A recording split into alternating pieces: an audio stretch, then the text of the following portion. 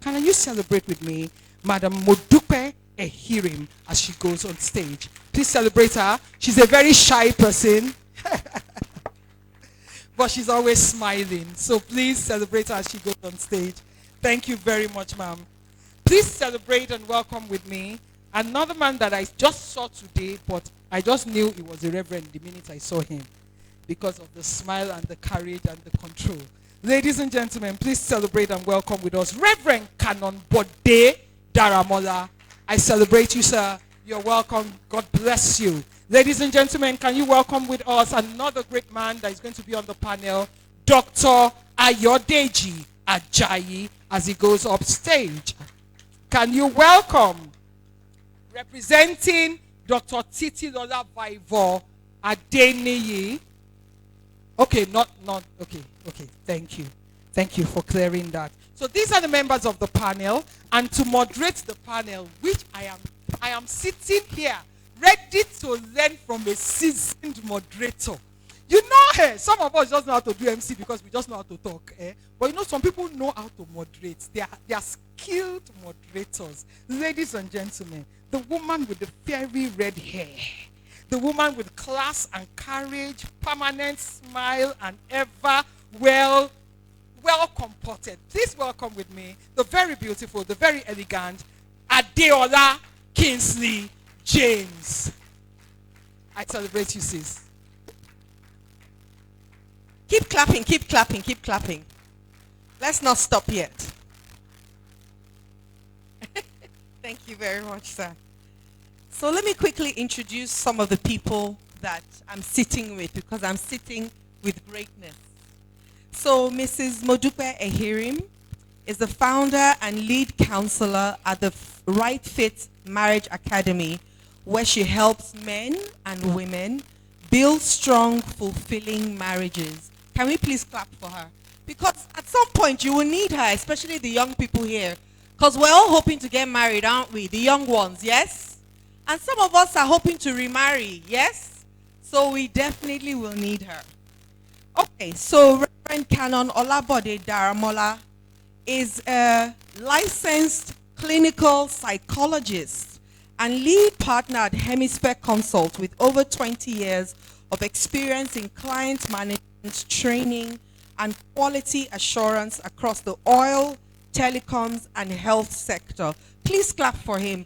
And I'm so excited to hear a reverend who is also a clinical psychologist, because we need more professionals who are leading people. Fantastic. Then we also have Dr. Ayodeji Olubumi. He's a clinical psychologist. I'm surrounded by great people. Okay, I can rest. All right. With a doctorate from Lagos State University, a master's from the University of Lagos, and a first degree in physiology from the University of Ibadan. Please welcome. Let's clap for him. Thank you for being here as well. So I have some interesting questions for you all. But above and beyond this, I really want to say, before I get into this panel, I really want us to truly, truly celebrate Pamela, Dr. Pam. You know, she called me a couple of weeks ago and said, sis, I want to do this conference. And I said to her, well, I said a few things to her. And she says, no, I'm going to throw in everything because I think it's necessary for a time like this. And so I would really want us to celebrate her, because there's a lot to do with the 8 pillars that she's talking about today. And wellness, I mean, we talk a lot about mental health, but we don't talk enough about mental unhealth.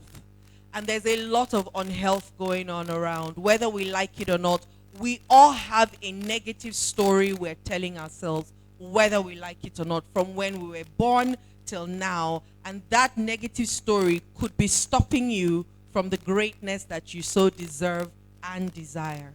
So I have 3 beautiful people who are going to be talking about this. Reverend, you have my first question. Are we sharing the microphone, or do we have an extra microphone? Please, can we pass it to Reverend? This first question that I've put here is the question they sent to me, but I'm going to ask you. Can you pray pain away? That's my first question, Reverend. Can you pray pain, and I'm talking mental, psychological pain away? Well, thank you so very much for that interesting question. A very good afternoon to every one of us. I tell you, want to celebrate Dr. Pam, our senior colleague, and then the husband for what is being done here today. There's something that is called the gift of men, and that's what you have. And I pray for every one of us will continue to have that and be blessed. The question is, can you pray pain away? Yes. There are many times we use religious or psychological coping, but it will only take away the anxiety and the depression. But for you to pray continually, when you pray, you can also seek other help. Right. There is much more that one will need than praying. Please tell us what that much more is. Well, thank you very much. As a pastor, there are a lot of people who will approach me after much prayer and fasting. Yes. I have the required knowledge to know that there is more to be done. Yes. And that's where referral comes in. Yeah. Do you need physical assistance? Mm-hmm. Do you need emotional assistance? Mm-hmm. And then you are referred to the right quarter. Thank you. Thank you very much for that. And I asked that question intentionally, sir, because especially in the churches, the answer is they'll tell you yes. But the real truth is no. Because even if prayer is one of the tools to help you with it, it's not the only tool. And so I was so excited when I saw I'm like, yes, finally, okay. So I got another question now for you also, Reverend. How does spiritual practices like prayer and fasting support emotional healing? Thank you so very much. I'm sure we live in an environment now where a good number of people will believe that religiosity or spirituality does not count for much. But I want to believe that for every one of us that is here, we have a way through which we connect to someone higher than us. Yes. It may not be through an organized body like religion. It may just be even you looking at yourself and thinking, how do I do this? How do I do that? Because I like to make us understand there's a difference between spirituality and religion. Spirituality is much more personal.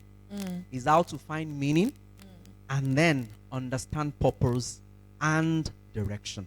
And at the end of the day, even though sometimes religion may not be able to thrive without that spirituality, but then again, in being spiritual, you don't have to necessarily have that body of knowledge. Now, going back to prayers and reading the words, or maybe even worshiping, it sets a very good platform for healing. You know, when somebody supports you with prayers, you go ahead worshiping and thanking God for what he has done in the past and what he's about to do. It's some sense of gratitude, which is also good in emotional wellness. Yes. Because we're telling you, have you been able to count the things that God has done in the past? What is he doing right now? And what is he going to do later is important. And then you may even be going for an operation and you say, please, can you pray along with me? You know, you tell somebody about it, can you pray along with me? I'm going into the theater right now. It's not so bad if you have people who love you and then they pray along with you. One thing it does to you is that it gives you strength to want to go along. It douses your anxiety. Everybody is anxious about something. You're going into an operation table. You need somebody to partner with you and then pray with you. It helps you to be relaxed, to get the kind of help that you need. So prayer is good. And then when you go to places where positive words are being said, every one of us, psychology is big on positive self-talk. Absolutely. You are in church, there's hope, you know. People are telling you, oh, you need to go out without all the despair. There's so much hopelessness and helplessness in our country, Nigeria. But must we all sit on it? We need to do something else. You go out every day believing that as I'm going to get results. Even if every other thing is saying. And I'm sure that's why Dr. Pan was saying, today has finally come. Because the doubts are there. Will the lights go off? Will people come? Will the Passions buses be around? Will these people not tell me that they are traveling? But we all came out, and at the end of the day, it is indeed successful. So prayer, the good sermons, they are good for our stability as human beings. I will always say, religion, if well practiced, if well intellectually practiced, is actually the opium of the people. Yes. But many times when we talk about mental health, people will say, religion has actually done a lot of damage. Yes, I Yes. can agree with you. Yeah. Because someone is unhealthy, you don't tell them to continue to fast. Like in the medieval period, you say you want to smoke the spirit out of someone, and then you make them suffer. That can actually affect them physically. Like I Absolutely. tell people, you do the fasting, and let me take care of this your son for you. He cannot fast at this level. You can do that. And then we continue with our work. Thank you. That's such a great answer. So by the way, I'm a clinical hypnotherapist. Yeah. And I had a client who was actually, she was threatening to take her life. And I told her that all she needed to do was one shift. And I asked her if she'll do it, and she said yes. I said, if you can find 5 things that you're grateful for every morning when you wake up, 5 things. And so if there's anybody here who is listening to us and you find yourself, in a state of, I don't know what to do next, or I don't have enough, or I'm not tall enough, or not short enough, or not fat enough, or not yellow enough, which is one of the things that we deal with, the lack of feeling like you're enough. 5 things. She did it in the morning. I said, do it in the morning and do it at night. And don't tell me, I love my hair. I'm happy about my hair. No. So start from, I'm grateful for the pillow that I put my head on. I'm grateful for the air that I'm breathing. And at this time, she was also complaining that her husband had left her. She had so many challenges. And they were genuine, right? And also enough for her to say, I'm tired. She was left with 2 children or 3 children of her own. In 2 weeks, she called me back, and she sent me this long voice note. I thought I was Jesus with the message that she sent to me, because it was like I had reborn her. In 2 weeks, the man that left came back. Before he came back, he even started paying the children's school fees. Things changed just because she was open to being grateful for what she had. And defocus on the things that she didn't have. And that was a game changer for her. So yes, that is so important even as a Christian, because yes, we go to church. We don't really believe in the things that they tell us in church. We just say it. we don't really believe in it. We just mouth it. Because if you did believe it, then you'll understand that faith is something that doesn't exist. But in your mind, it does. And then you then act from there. For me, that's what faith is. So thank you very much for that answer. You have something to say? Did you have? It's fine. I mean, she said something like, many a times people are in church and they don't believe in what is being said. So why are you there if you don't have faith in those words that are being said? Yeah. So it's something that we all really need to work on. Don't appear in a place where you don't really believe. I'm sure as you are here today, you believe in what is happening here. That's why you are here. So why would you be in church for the sake of just being there? They say faith cometh by hearing, yes, and hearing the word of God. Yeah. I pray that every one of us gets really healthy. The lady that gave us the spoken words, she spoke to a particular passage in the scripture, 3 John 2. It says, I wish above all things that thou mayest prosper and be in health, Good health. even as thy soul prospereth. Yes. So we need to be healthy physically, socially, because without health or wellness being our priority, we will not be able to achieve anything in life. And our Creator is also very interested in how well we get. Thank you. Thank you very much, sir. Now, one of the relationships that I know that is like the most important relationship that we can choose is a marriage partner. So this question is for Mrs. Modupe Ehirim. And the person you marry can either make or break you. It's such a pivotal and such an important decision that we need to make around this person. And a lot of us are going, I say to people that you go to school to be a lawyer. How many years? Somebody shout it out. How many years? To be a lawyer. Thank you. So you want to be a doctor. How many years? 10. Right. So please, what school did you go to be a husband? Yeah. What school did you go to be a mother?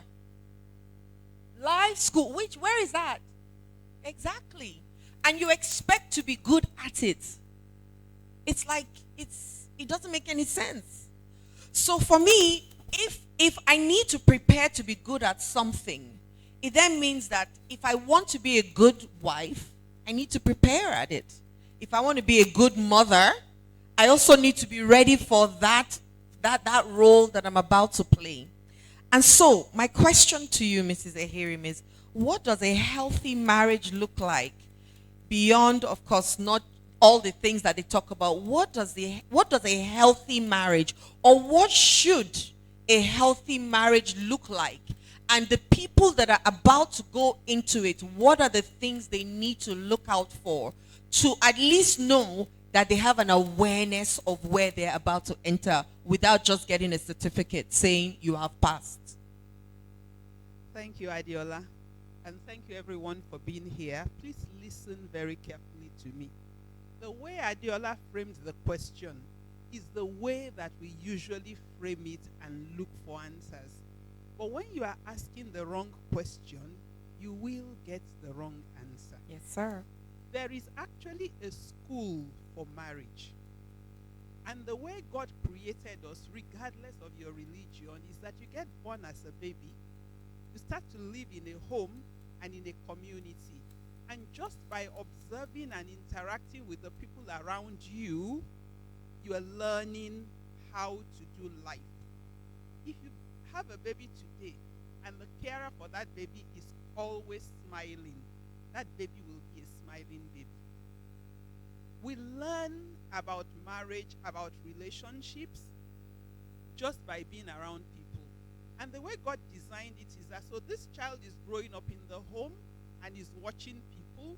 Then they begin to go to elementary school. That's their first opportunity to practice what they have learned outside the home. And they come back home, so they say, oh, so doesn't like me. And the adults around that child get an opportunity to help the child to understand that people are different from you. And so you don't assume things, you actually ask questions of them in order to know. Then this child becomes a teenager and goes to secondary school and begins to be conscious of the fact that they're male or female. And then again, they come back home. Hopefully, the parents begin to talk about them. By being in the community, they see grandparents, they see uncles, and so they begin to learn how do these relationships come about. And so, by the time a person is 25, we begin to see the result of what they learned in the school that they were in. When we lived in the village some 50, 80 years ago, we didn't need to have conscious teaching about relationships and marriage. Why? Everybody was born in the same village, grew up in the same village, chose to marry in the same village. In fact, if you wanted to marry in the village, it is highly likely that 3 or 4 generations of your family have known the person that you wanted to marry. And so there was not much adjustment. After marriage, you also didn't need to adjust, because if you got frustrated in your husband's hut, you just took a walk to your auntie's hut or to your mother's hut, and then, you de-escalated and you came back home. And, all of those things that we used to see on TV, Tales by Moonlight, father going to the farm and sitting, in the shade during the sun, those were media by which all of these things I'm telling you were translated. Now, what happened to us? We began to move to the cities. We began to live in houses, that had fences. Children began to go to school, boarding school, like me. And instead of having adults to be schooling them about life and how to do relationship, they were now being schooled by their peers. And then, because older parents also were now living away from the community, in a bid to protect themselves, they didn't interact with other people. So what it means is that if a child grew up in a home where the parents did not do relationships well, the child assumed that that is the way. So in a home where conflict is, people hide from conflict and don't address it, the person will become a 25-year-old who does not know how to address conflict. Now, after secondary school, remember, religion then came along and would say to us, do not interact with somebody of the opposite sex. And so, instead of helping young people to have consciousness of maleness and femaleness and all of the things that needed to do, we were actually being pushed away from one another. Suddenly, this person is now 25. And then this person is to take a spouse. And this person is to magically figure out how to choose a spouse for themselves. And then, we're pushing them to use the procedures that worked. I'm married to an Igbo man. One of the things I find very amusing is that when a young man and a young woman want to marry, then they will send emissaries to the person's village. The person's father has not lived in the village for years.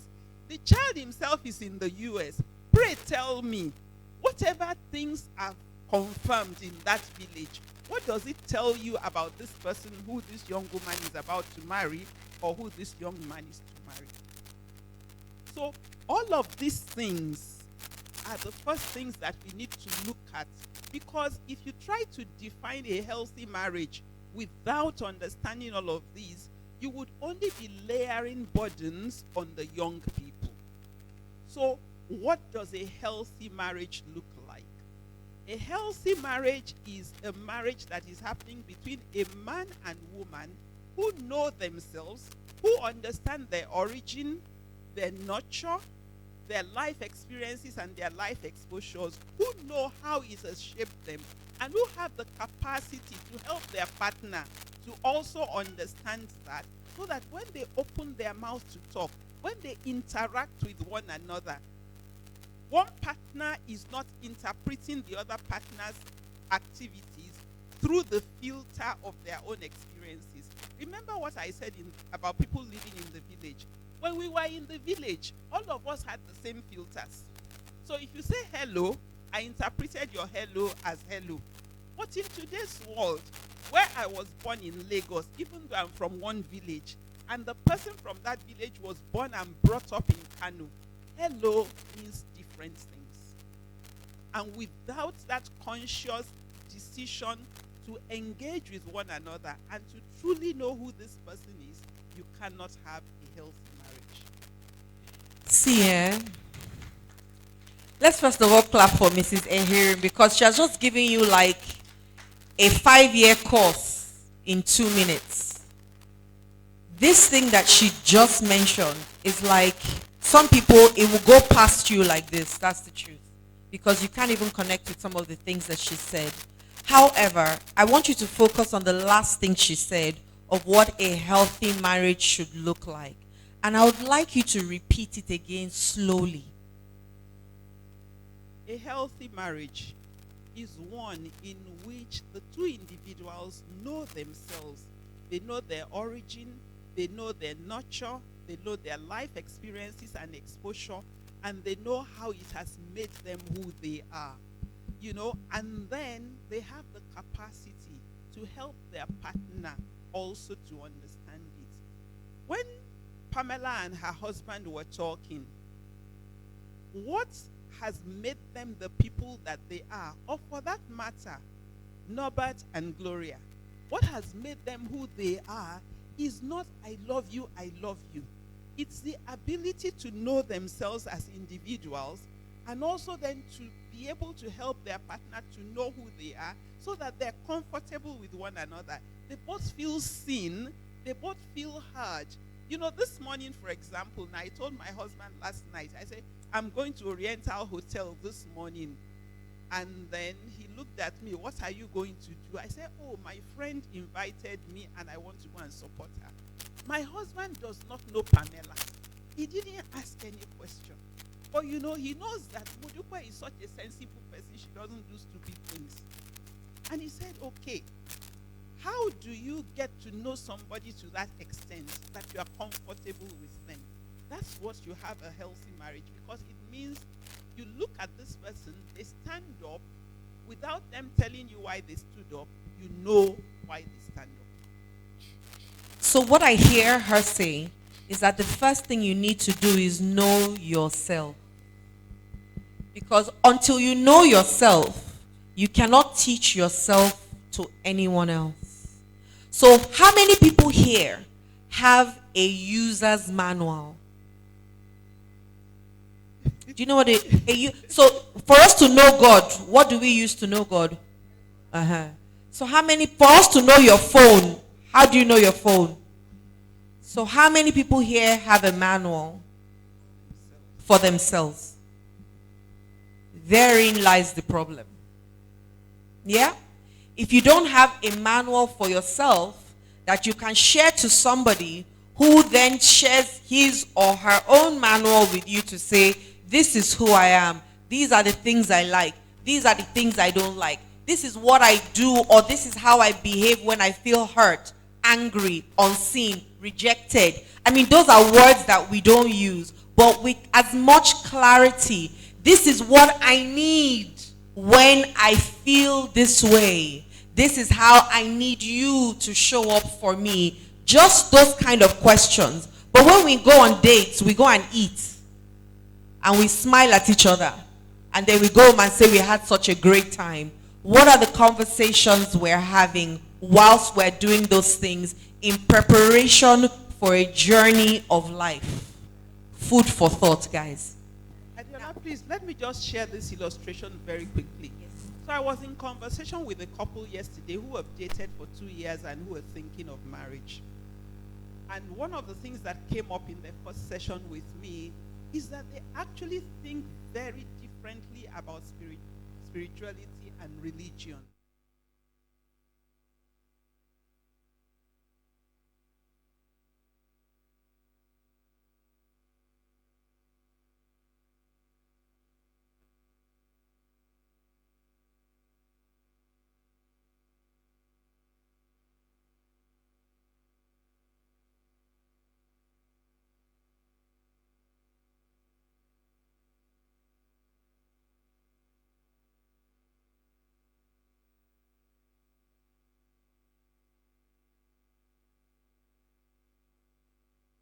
I know what Catholicism is, and that I am going to go to a Catholic church. And I am thinking to myself, man, if you knew yourself, immediately this guy toasted you and you found out that he was a Catholic, you should have waved bye-bye to him. It would have been dinner. That's a practical illustration of what it means to know yourself. It would have just ended in lunch without it going any further. So, Dr. Ayodeji Ajayi, this question is for you. You're welcome, ma. You know, the hall is full of young people, and one of the things that the new culture we have is the hustle culture. And that hustle culture is making us do all kinds of things because everybody's thinking about how to make money, make money, make money. But there's a huge gap, you know, between making money and actually delivering value and giving your best because you know your best. So my question to you is, what does mental wellness truly look like in this situation? What does clarity mean, and how important is it for us to be clear about the things that we want to do to help us be mentally well? Thank you very much, Mrs. Adiola. I want to welcome every one of us to this wonderful location. I'm sure we are here to add value to ourselves. And she has asked a wonderful question, and we need to understand some things. We're talking about mental wellness. What is mental wellness? A lot of time when they talk about anything mental, people don't want to hear about it.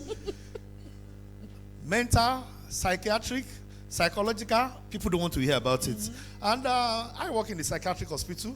We call it, a lot of people call it Yaba lefts. In Yoruba, they call it Yaba Pausi. But we have changed it to Yaba Palafia. The same thing as Alafia. Nice. That means that's where wellness is. That's where wellness resides. That's where we make people feel better about themselves. So one of the things we need to understand about mental wellness is this.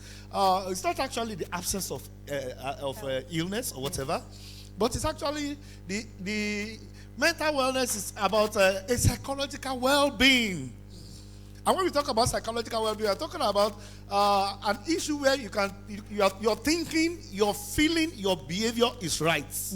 You feel well about yourself, you think well about yourself, and you can behave well in every situation. Then, more importantly, there are some indices that are actually very, very important. What are those indices? The person can realize their their abilities. They can realize their abilities. Then, more importantly, they can cope with normal life stresses. Then, more importantly, they are able to work fruitfully and productively. Then they can actually contribute to their environment. So these 4 indices are very important. Can we realize our potentials? A lot of people have locked up potentials that they have not realized. Tell them that you can do this. They say, "Oh, I cannot do it," because they have poor self-concepts. Yes. What are the issues of self-concepts? Self-image or self-perception, the self-esteem or self-worth. A lot of people feel they are just trash, and that's why they enter marriage and they just want somebody to help them out in marriage. No, a lot of people enter marriage damaged, and you want to have the best of marriage. It's not possible. If you are damaged, you need to repair yourself. Marriage is not a place where people are repaired. Marriage does not repair anybody. You have to be repaired before you get into marriage. And as much as possible, you find out that people also need to work productively and fruitfully. You find out that when people are not, when mental wellness is actually compromised, you find out that it's difficult for people to function. Yes. And that's the major problem people have when they have mental health issues. And the last one is work productively and fruitfully and contribute to the environment. Can you contribute to the environment? You find out that these days, people have issues. Since after COVID, the mental health issues strata has actually changed. People are prone to anxiety, to depressive symptoms. Because you find out that after COVID, a lot of things have changed. Then, coupled with this, what do you call it? The economic hardship. Economic hardships are on the rise. Look at a point in time, dollar rate was just about 400. Even that at 400, it was even outrageous. But now we are talking about 1,000 something. Then, more importantly, look at our fuel, the fuel that we have in our country. That is domiciled air. We are now selling. I bought it 880 this morning per liter, and all those things. Then you want people to parent very well. People have left their job of parenting, and you find that children are parenting themselves now, and their parents are the one parenting them. So a lot of families distressed. You find people that are stressed up. When you are out there, you have to be very careful, because a lot of people are stressed. Before you know what is happening, they are irritable, they are verbally aggressive, physically aggressive. If you go through the internet of recent, you find out that a lot of people have actually killed or been maimed because of little things. And the issue of insecurity is also on the rise. Because people want money. The situation is terrible. People want money at all costs. Yahoo Plus, ritualism, and whatever has been on the increase. And what is that going to give us? You have a tense society. And when the society is tense, everybody is stressed. And you find out that our basic issues, we can't really attend to them. Parenting, be a good worker or whatever. And what's happening? A lot of people are also coping with psychoactive substance. Absolutely. A lot of people are coping with psychoactive substance. Alcohol. Oh, look at all this pelebe, fenuja. They are very common on the street now. And people are trying to cope with them. But you know one funny thing? They are maladaptive coping strategy. It's going to leave you worse than you started with. People now use Colorado, they use Tramadol, they use codeine, they use Arizona, loud and whatever to cope. And what is that going to do? It's going to destroy the brain. And that's what we are having now. So we're having a lot of things to actually combat with. And unfortunately, those things are affecting our mental health. Unfortunately, the mental health bill has not been passed. So everybody pays out of the pockets. More stress for everybody. So recently, somebody was talking about, they should legalize cannabis. And one of our colleagues in Canada was saying that we are not ready for that. In Canada, when this thing was legalized, a lot of people they have gone haywire. But we are still paying out of the pocket. How do we want to handle it? So we have a lot of things on hand. There's a part of the government, there's a part of everybody. So what can people be, especially the people here, because they've all come here to learn from us, what is one thing they can do, at least daily, to help them realistically? Because sometimes some of the things that I say, people say, oh, that's not realistic, and I laugh. However, what is one thing everybody here can take away from this conference? If there was one thing they could take away from this conference to manage and to have at least a better mental capacity, what would that be? Thank you very much. I was talking to the red carpet or green carpet this morning, and I told them, serenity prayer. What is serenity prayer all about? He said, God give us the serenity to accept what we cannot change, courage to change the ones we can, and wisdom to know the difference. In life, you Please must say that realize again. something. Say that again, just for anybody who wants to write it down. Okay, serenity prayer tells you that you can Google it. It Yes. said, God give us serenity Yes. to accept things we cannot change, Yes. courage to change the ones we can, and wisdom to know the difference. Yes. In life, there are two circles: circle of concerns, circle of influence. Circle of concerns are the things you are bothered about, but there's nothing you can do about it. Yes, sir. So there are some things that falls in your circle of concern. Oh, I'm 50 years old. You can't change your age. Oh, I'm not a Gen Z. You can't become a Gen Z overnight. So those things you don't have control over them. There are some things you have control over. Focus on those things. And for everyone that is here, I was telling them there that my house is in Ikorodu, somewhere in Bayeku, and in 2020, I have to commute about 8 hours getting home. Then one of those days I told myself that, Oga, you will die. When I'm going 6 hours, getting back home 8 hours because of the traffic. And I told myself, let me rent a self-contained in Ujuelegba. And now I just trek home 15 minutes. There you go. So there are things you have control over. You need to actually look at your coping strategy. Every one of us needs to develop resilience. A lot of times you say, Tinubu. You can't do anything. When it comes to the government, there's little you can do. But as in your own government, there are a lot you can do. What are some of the things you can do? Cope with normal life stresses. Set achievable goals. Celebrate little success. View things from a realistic point of view. But the truth of the matter is that a lot of us, we want everything done. We want to be like your neighbor. You are not going to be like them. Yes, sir. Autonomy is very important. Accept yourself the way you are. Self-acceptance is very, very important. A lot of people have not accepted themselves. They have not accepted their creed. They have not accepted their nature. They have not accepted their nurture. And because of that, they are fighting reality. I tell people in marriage, my husband should have be like this. My husband is like this one is like that. When they come to me, eventually that makes them to break down. They have mental illness. You accept yourself. Accept what is the reality around you. Because some of this reality you can change. And those you can change. If it's marriage, now yes, you can decide to go out of marriage. Absolutely. If you are willing to do that. But if it's about yourself, you have to accept yourself. I have diabetes. I have hypertension. Yes, accept yourself. What do I need to do? Focus on treatment. Thank you very much. Thank you very much. Thank you very much for that. I'm going to ask you one more question, Reverend. How can people reconnect with themselves, especially when they feel spiritually disconnected? Oh, thank you so very much. When people feel spiritually disconnected, one of those things you can do is meditation. Go into a corner. Separate yourself. There's a lot of value in you when you are alone. Yes. Even when the challenges are there, think about it. And then before you know it, you will see solutions coming ahead. You can try something. Soak yourself in a warm bath. Do something you have never done before. You can also embrace nature. You just go out, sit under the tree. You can be inside water, put your leg on the water and let the fish peck your legs. You know, there's more to life than carrying problems on your head. Like this morning now, when I woke up, naturally as a clergyman, my socks is meant to be black.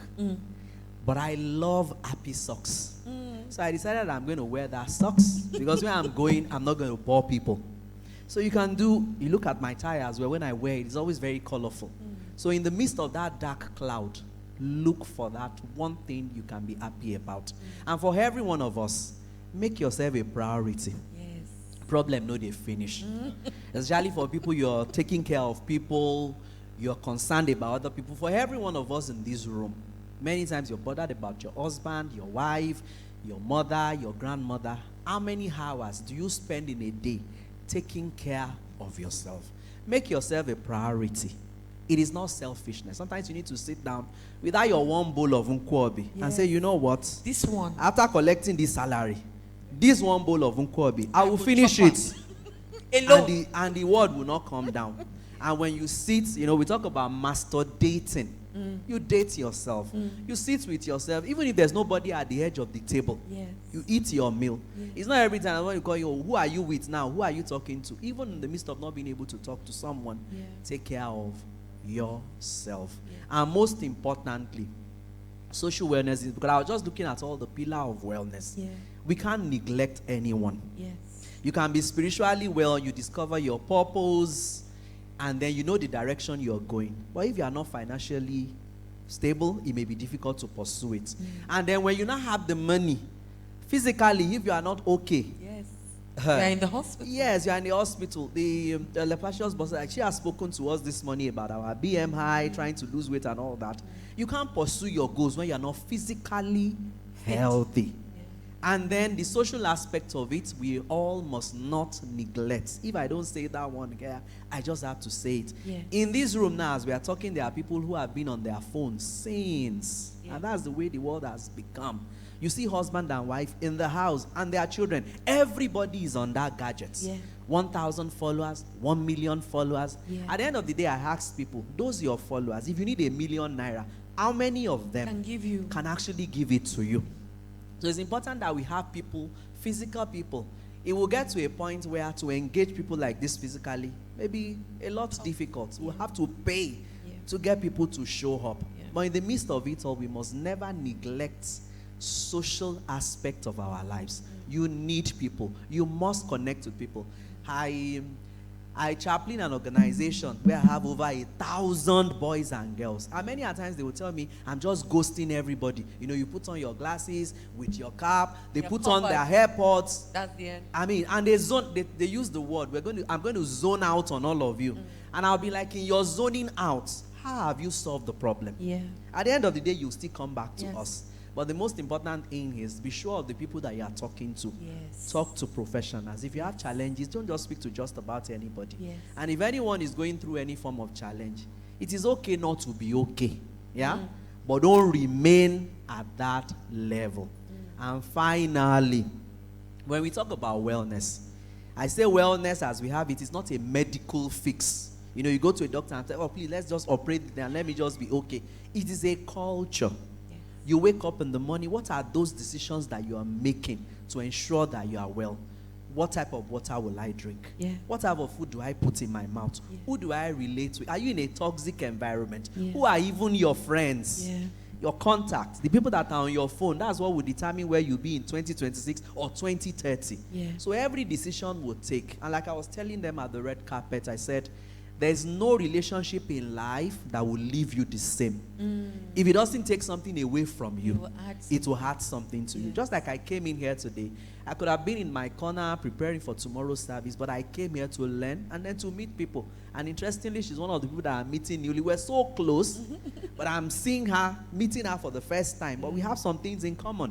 And so I'm glad, even if it's just for that relationship, I am glad to be here today. And I'm sure every one of us has taken something. So in the midst of all of this, you ask yourself, what do I need to start doing? What do I need to stop doing? And what do I need to continue to do to make life better? Thank you. And that sounded so easy in terms of the questions that you're asking yourself, but it can take you up to a year to be able to answer it for some people. Which is fine, because at the end of the day, you are in your business. A lot of us are in so many other people's businesses, even God's business, without actually focusing on you and who you are. Where is this microphone? And who you are as a person. Please, let's not live here the same way. What are the things you can do in the morning? Reverend said, can you just wake up in the morning and the first thing you do is drink water? And then the next thing you do is say, I choose to be happy today. Can you start by doing that? Can you then say, I'm grateful for all the things that I have right now, and name them? Can you then also look to saying, today I choose to use all the opportunities and challenges that come into my life as a stepping stone to my greatness. It's all a choice. It's all a choice, guys. So it's not about, so Reverend said, people coming and zoning out. You are zoning out only to come back to the problem. Using the drugs, using the alcohol, using sex, using your phones. But at the end of the day, you're coming back to the same person that you've neglected the entire time. And how are you going to feel about yourself eventually? Mrs. Ehirim, I have one more question for you. What are some early signs of emotional disconnection in a marriage? What are the early signs of emotional disconnection in marriage? Indeed, in any relationship. I think perhaps the biggest sign is when you find yourself triggered by everything. So trigger professionally is something that somebody does something innocently and you get angry with them. I had an experience last weekend. There is someone who needed me to do something and didn't remember to tell me. As a good person that I am, I still went on and did it. But everybody who was around me last weekend, I kept telling them, can you imagine how very thoughtless they were?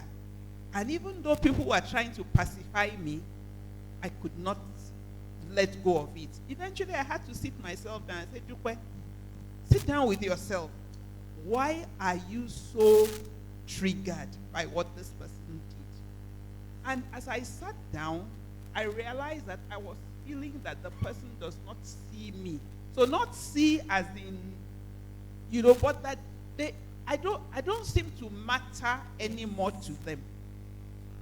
And so if you're in a relationship with somebody, I am deliberately using relationship because sometimes it happens between parents and children. Yes. Sometimes it happens between friends.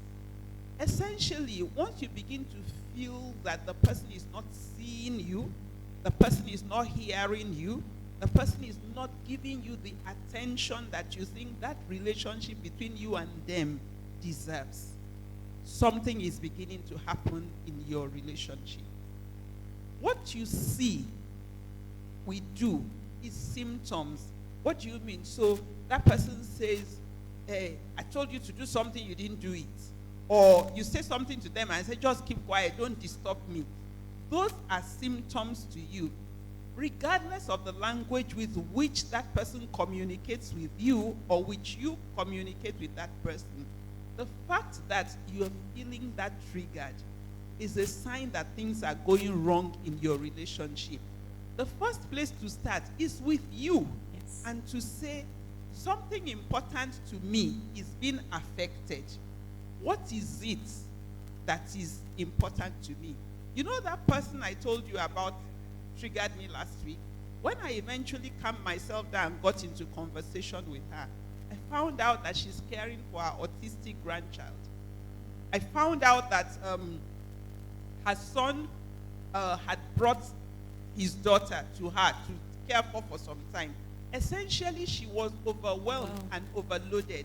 So did she forget to tell me, or did she deliberately not inform me, and take me for granted, or is it that she was overwhelmed and couldn't do?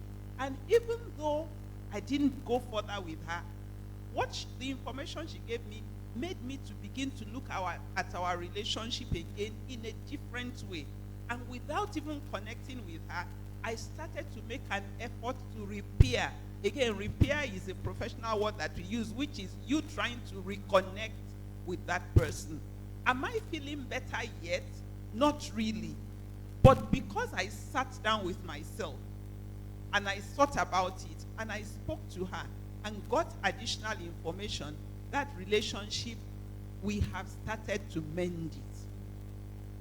So what is it that you need to pay attention to? Chiefly, if you had a smooth relationship with somebody before and you are beginning to feel offended about little things which they do, or you are beginning to feel triggered, it's an indication to you that something is going wrong.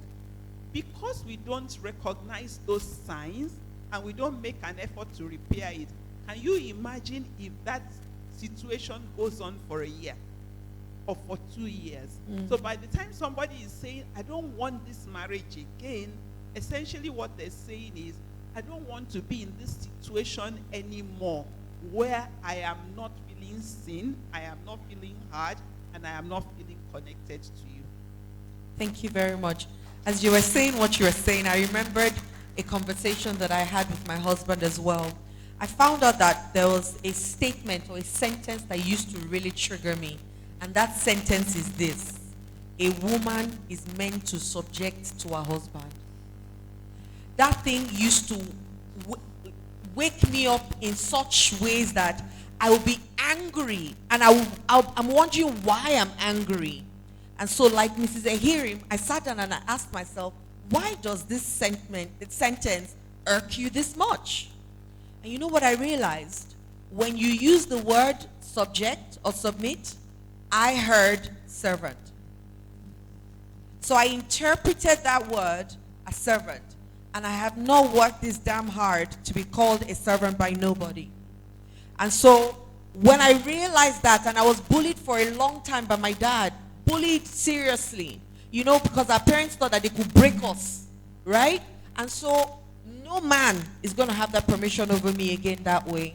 And so I became very combative with that sentence. And so sitting down with him, I had to express that sentence to him to say, when you use this sentence, this is what I hear, and I get triggered by it. So whilst I am working on my meaning, can you also not use that sentence on me anymore? And he graciously obliged. So the only way that that is possible is when you know yourself. Final question. Rounding up. Final question for you, sir. Now, I'm sure there are people here wondering, they have heard people talk about support, help, counselor, therapist, psychologist. What's the difference between a therapist, a psychologist, a psychiatrist, and how would people know who to see and when? Okay, thank you very much. When you're talking about a psychiatrist is a medical doctor that has another training, an higher training in what? In psychiatry. So he's a medical doctor. And a psychologist is actually a psychologist, trained as a psychologist. And if you're a psychologist, obviously you are trained as what? A behavioral expert. Then more importantly, you can do assessments, then psychometrics and whatever. That's assessments. But more importantly, a psychiatrist or a psychologist can be a therapist. Right. Social workers can be a therapist once they are trained to do therapy. So a lot of people going for different training and they become therapists. So that's just the difference. But just like what you said just now, and from what you said, you find out that our interpretative styles are actually very important. How you interpret things. And most times our interpretative style are as a result of where we are coming from. Yeah. The question I will now ask you is this: what if your husband decides not to oblige you to change that? Then you are forced to what? To change the interpretative style by yourself. Because the truth of the matter is that one of the things about life is this: when you tell people your weak point, they begin to use it against you. What if you have that kind of relationship? That you now tell him that, okay, anytime I hear submit, be subject, I get agitated. And the person now decides to be using it against you. And that's what we tell people in therapy. Yeah. That now you need to change your interpretative style. Yeah. Because the truth of the matter is that nobody is responsible for you. Yes. You are responsible for yourself. Yeah. And that's why you need to what? You need to take care of yourself. Take care of your mental health. We say it in our balance that no health without mental health. Yes, sir. So thank you very much. And as I will wrap up with saying this, I have a friend that says, what if you get, so some people get upset when they say that man says I'm a useless man or a useless woman. What if useless meant use me less? How would you relate to that word? You will relate to it in a better way. And so that buttresses what you're saying, but your interpretation changes your experience generally. I'd like to thank you all for all the wonderful things that you have shared, and I hope that people will leave here with something today that they can use to make sure that their mental health and their mental wellness is 100%. Thank you very much. My name is Adiola.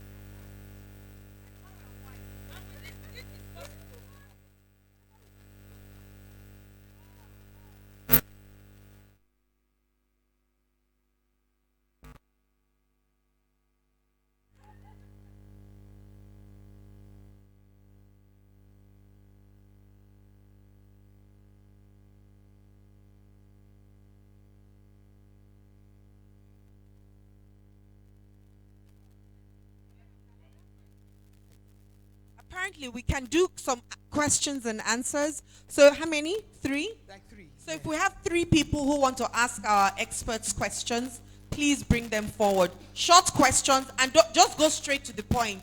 Don't tell us your history before you ask the questions. Thank you very much. Sometimes history can come, I know. But Because briefly, it's you. I'll be very brief. When I was in the drama school in the university, I knew where my work will be shown.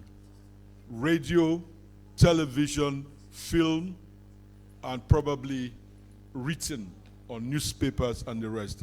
So I was set on that path already. It's one of the reasons when you call me celebrity today, I really don't pay attention to it. Because I knew I was going to be there.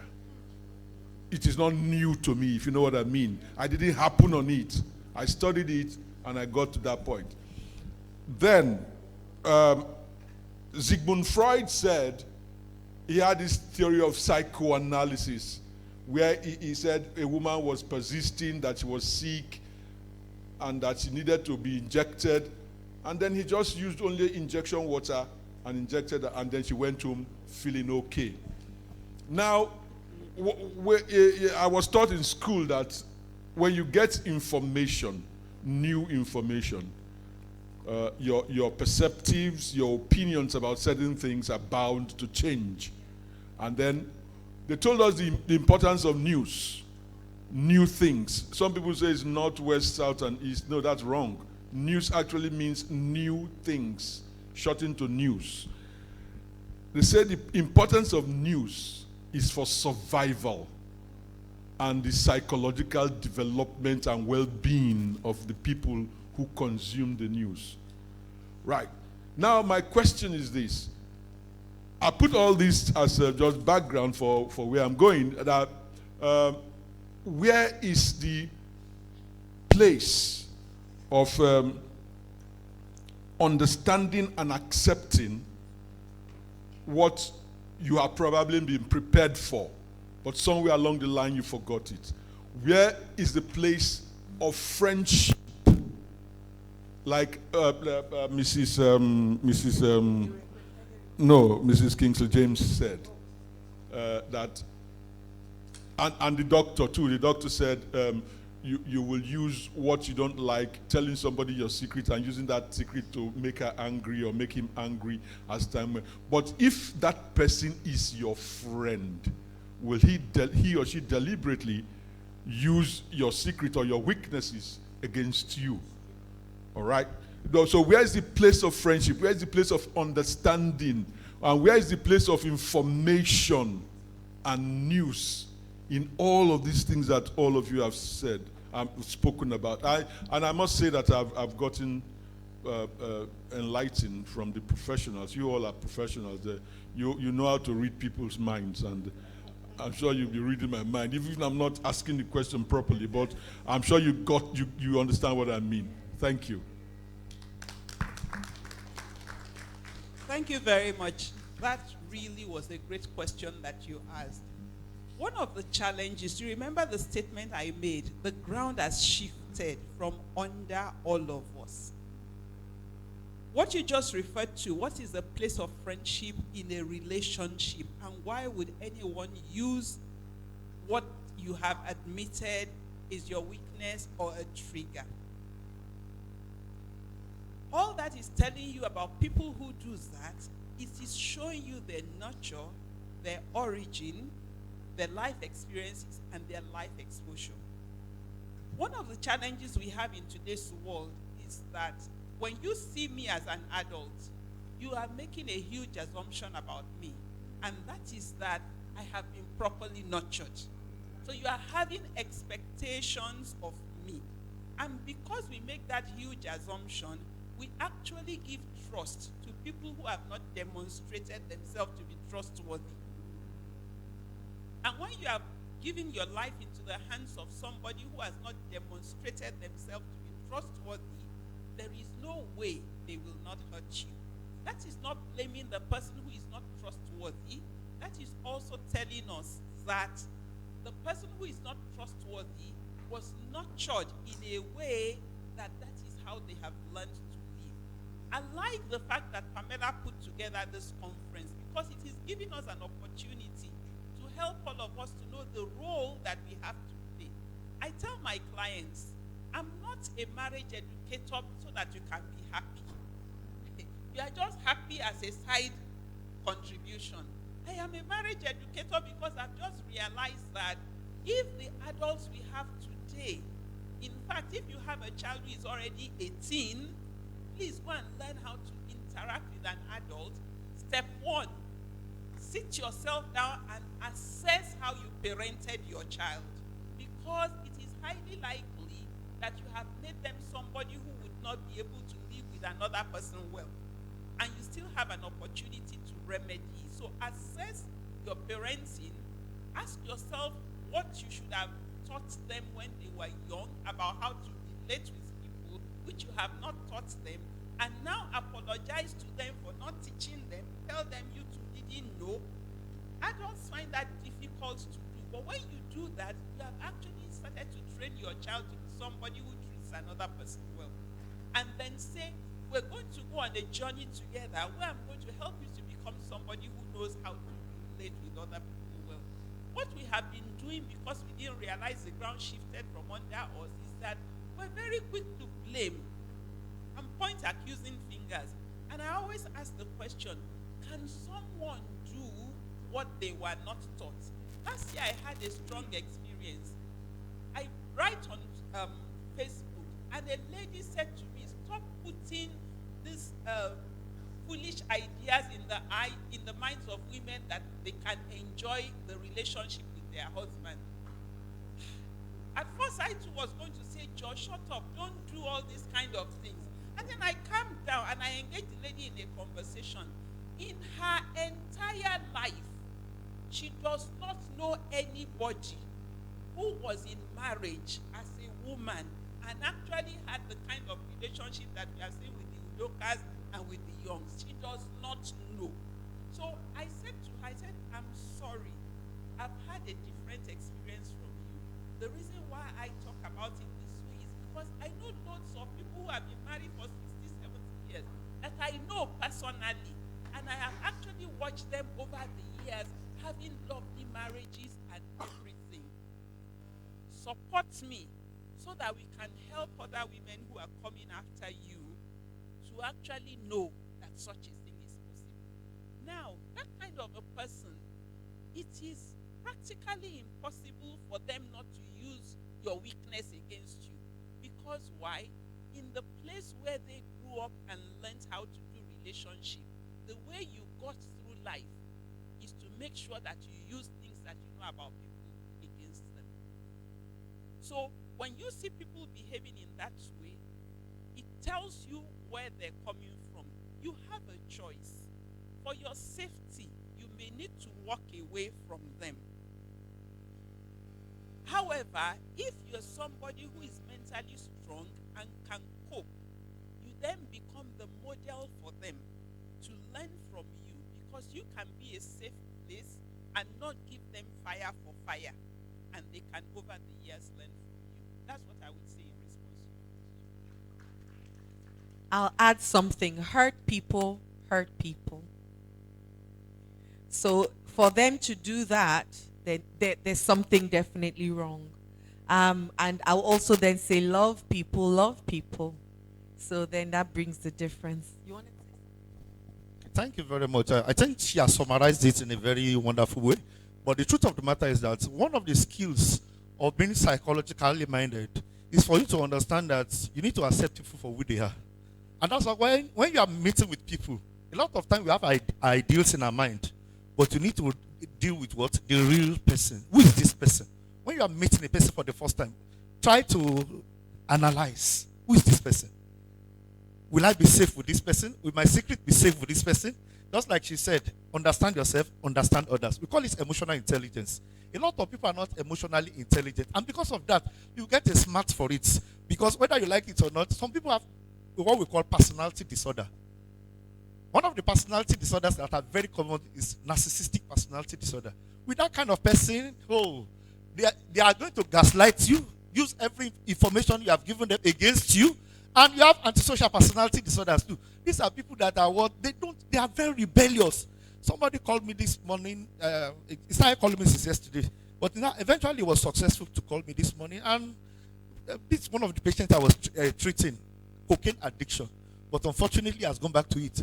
And he said, "Please help me call my parents, help me call my sister. They don't want me back home." And I had to do that, play the devil's advocate. Eventually, when I called them, the sister asked me, he said, "Dr. Ajayi, how long are we going to do this? We've been doing it for 10 years.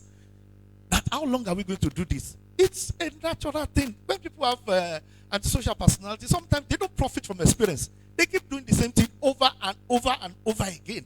So when people have personality disorder, some people have paranoid personality disorder. And because of that, they are suspicious about you. Your intentions, they are hypervigilant, hypersensitive, they are paranoid. And because of that, you can't have a smooth relationship. Some people have schizoid personality disorder. They just want to keep to themselves. And because of that, they are not bothered by your criticism or your praises. They are just on their own. And some of them, they are good people. But the truth of the matter is that they will have issues with what? Interpersonal functioning. Some people are so rigid. When people are emotionally inflexible, there's a problem. So people have to be flexible emotionally so that they can relate with people. So when one of the keys of being psychologically minded is for you to understand that I'm different from everybody. Every other person is also different from me. I need to respect them for who they are, and I need to accept them for who they are. Personality disorders are usually ego-symptotic. And what do I mean by that? They are formed in their own ways. And sometimes they don't even see the problem. When you keep complaining about whatever they are doing, they will see you as the problem that you are just nagging. When people have antisocial personality disorder, now when you tell them all the things they are doing, they will say, "Mommy is so difficult. She's always complaining. She's always this. She's always that." They always see things that you say. They don't see what they do. So they don't see their own actions and the consequences. They only see your own consequences. Thank you very much. Next question, please. Next question. Anybody else? Hello. Good afternoon, everyone. Please increase your volume. Hello. Good afternoon. Thank you. Okay. So, Dr. Nabat-Young, it's a pleasure using Prof. using the same microphone with you, sir. A legend. Okay. So I have 2 questions.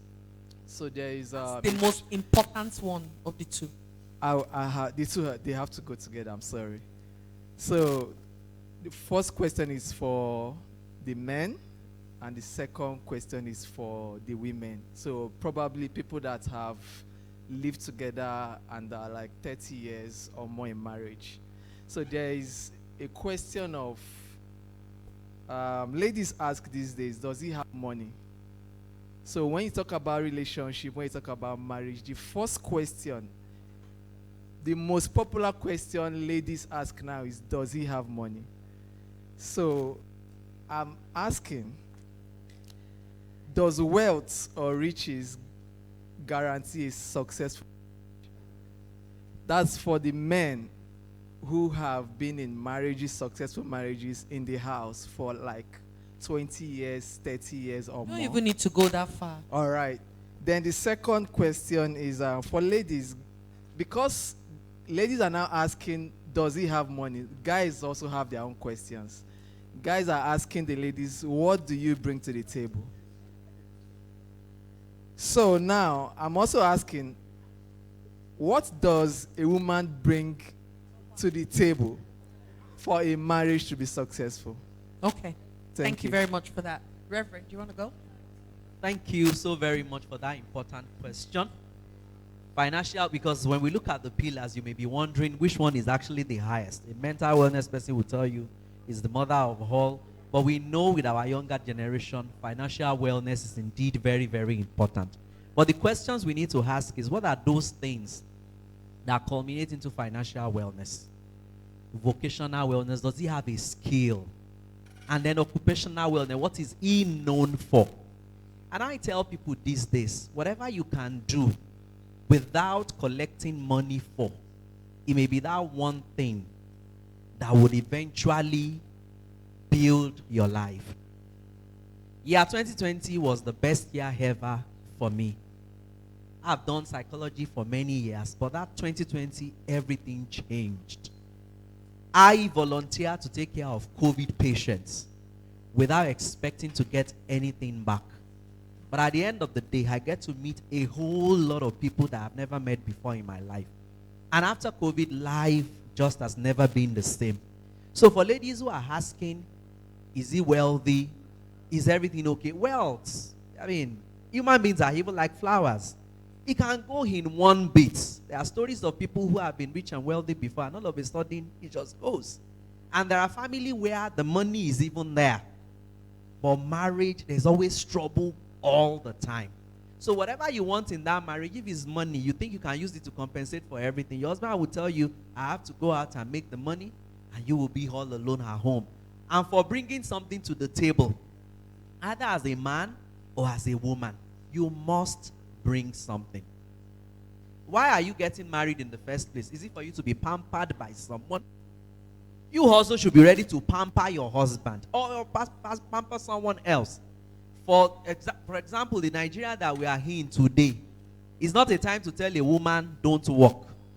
Everybody must do something and bring something to the table. Even the children, they have to assist you as well, starting with the cleaning of their own room, ensuring that the house is in order. And then there was one thing that Mr. Young mentioned that is important that we talk about it, since we have a lot of people who are media practitioners here. Exposure to social media, the news, the impact on our wellness is indeed great. Your phone when you wake up in the morning, and when you go to bed at night, you see how people display well. And you are wondering, God, when? When will it happen? If it doesn't happen, you find it very difficult to sleep and rest. People look a lot better on social media than they look in real life. Don't try to be like the Joneses, who are not even happy with who they are. Accept yourself the way you are and be willing to do better. And for those who read the news, there are times people read news and they say, oh, we begin on a very sad note. Why start a news on a sad note? You know, why don't you tell us the juicy part and then you can move on to. We know at the end of the day something bad may come, but prepare our mind. There's a way you break bad news.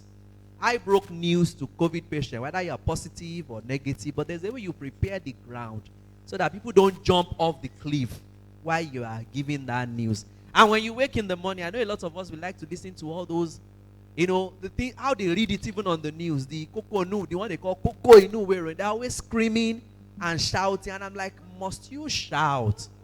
And when that's the first thing you listen to in the morning, there's no way you won't have road rage. You will be angry and anxious.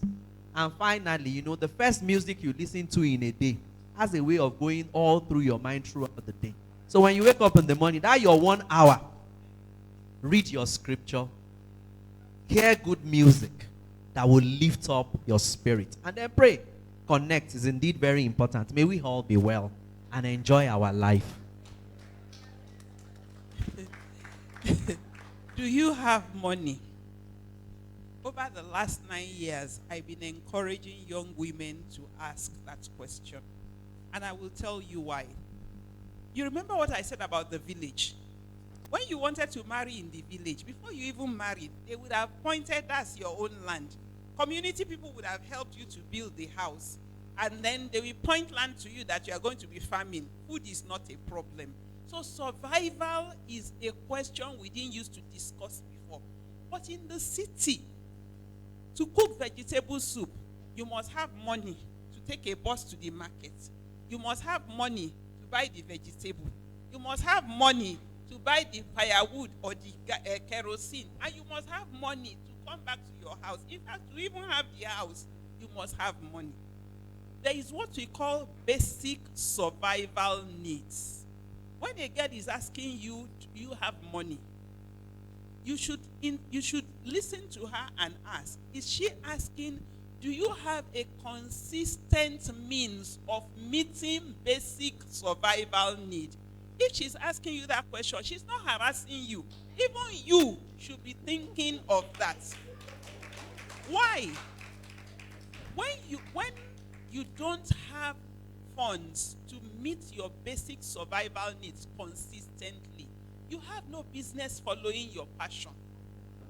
The only passion you should have is, how do I meet my basic survival need?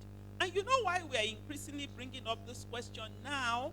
It is because once you marry, you are going to bring to the world a child who for the next 18 years has no capacity to take care of themselves. You do need to understand that marriage, love, is nice. It makes you feel good.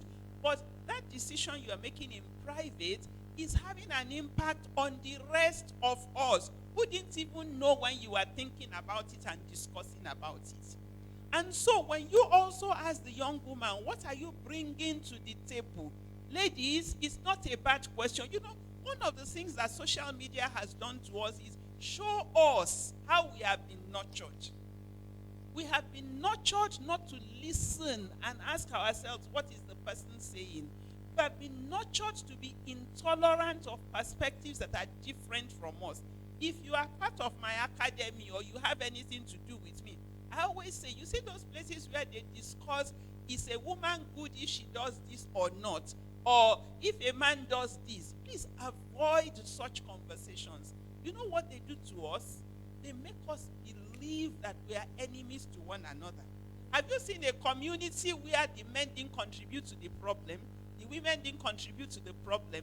I'm happy that we showcase these two couples here today, because you know people will be saying, no, our mothers were just taking nonsense, everything. See, 100 years ago, there were people who had relationships like they had. And there are people who have all those negative relationships. And then finally, media people, because help us. See, we now know that bad marriages and bad relationships and bad parents and everything, we are now very educated about them, to the extent that we don't even now know. I work with young people. They are scared. Nobody is telling them this is how you look at people and decide whether they are safe people or not safe people. Please go and look for those 60-year-old, 60 years marriage people who are very happy, who are still kissing one another, and start writing about them for us. That's what we need now. Thank you very much. Well, I also say that it's television is tell a lie with a vision. So you want to be careful of how you take the information that is put there, because the media was created more for sensationalization than anything else. So you're the one, the media doesn't need to change. You need to change your interpretation and your connection with the media. I've worked for a news channel for 5 years. I don't watch the news. 5 years. I don't watch the news. I don't know what's happening outside. Not because I don't care, but I choose to create my own economy and choose to create my own world, because that I'm in control of, nothing else. Thank you all very much. And yes, we can safely say we're leaving now. Thank you so much. Please put your hands together for Adeola, Mrs. Ehime, Dr. And then the Reverend. Thank you so much, all of you, for such a beautiful, beautiful, intellectually engaging session. I actually enjoyed every bit of it.